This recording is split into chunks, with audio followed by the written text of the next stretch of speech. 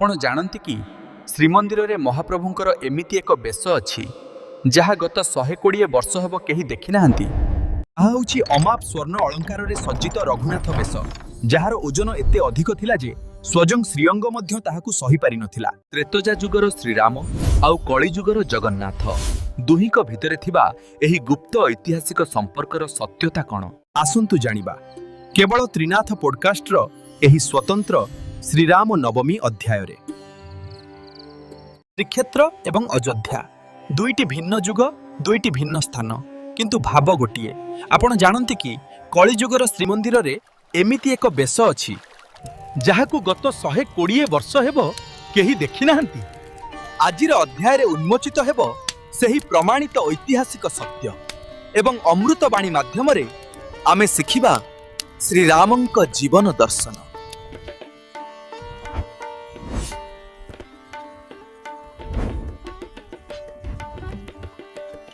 ଜୟ ଜଗନ୍ନାଥ।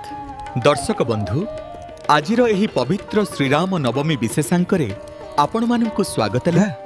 ତ୍ରେତୟା ଯୁଗରେ ତୁ ଶ୍ରୀରାମ ରୂପରେ ଅବତାର ନେଇଥିଲୁ, କିନ୍ତୁ ଆଜି ଶ୍ରୀମନ୍ଦିରରେ ଚୈତ୍ର ଶୁକ୍ଳ ନବମୀ ଦିନ ତୁ କିପରି ସେହି ଲୀଳା ପାଳନ କରୁ? ବଡ଼ ଭାଇ, ସୃଷ୍ଟିର ନିୟମ ଯେତେ ବଦଳିଲେ ବି ପ୍ରଭୁ ଏବଂ ଭକ୍ତର ସମ୍ପର୍କ ବଦଳେ ନାହିଁ। ଶ୍ରୀରାମ ନବମୀ ଦିନ ମୋର ଏହି ରତ୍ନସିଂହାସନ ଅଯୋଧ୍ୟା ପାଲଟିଯାଏ। ମୁଁ ସ୍ୱୟଂ ପିତା ଦଶରଥଙ୍କ ଭୂମିକା ନିର୍ବାହ କରେ।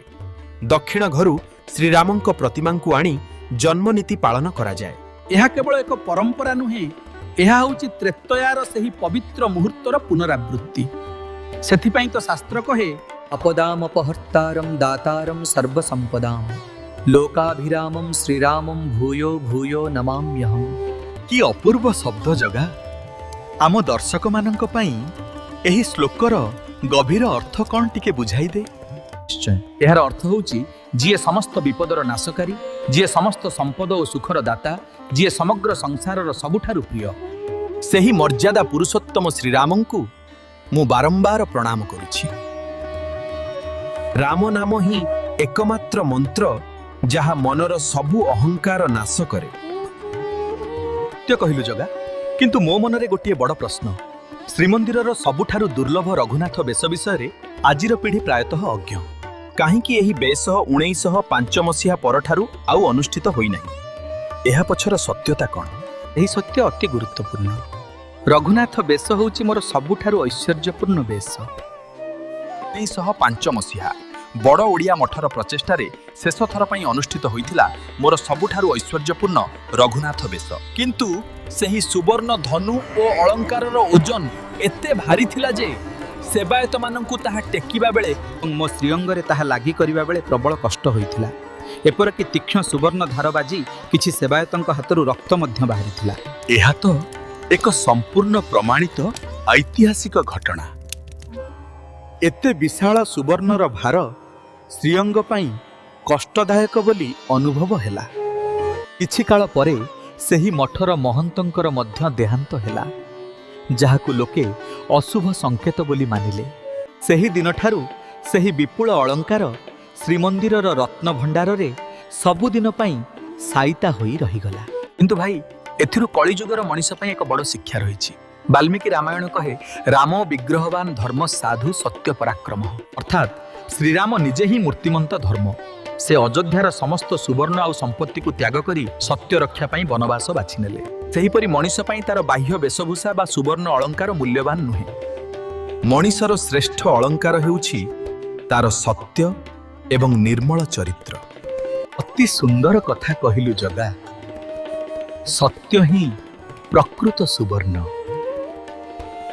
କିନ୍ତୁ ଜଗା, ତ୍ରେତୟା ଯୁଗର ରାମାବତାର ତ ସରିଗଲା।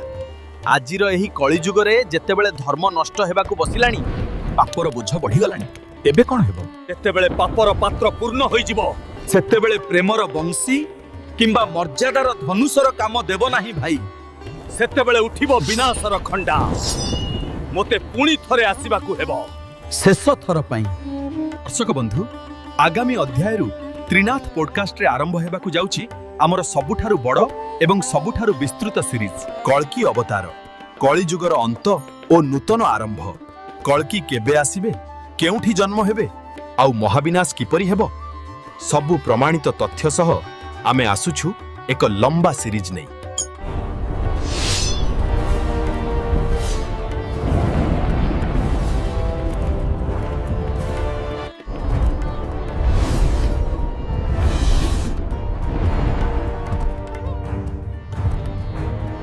ସେହି ମହାନ ଯାତ୍ରାରେ ଆମ ସହ ଯୋଡ଼ି ହୋଇ ରହିବା ପାଇଁ ଆଜି ହିଁ ଚ୍ୟାନେଲକୁ ସବସ୍କ୍ରାଇବ୍ କରନ୍ତୁ।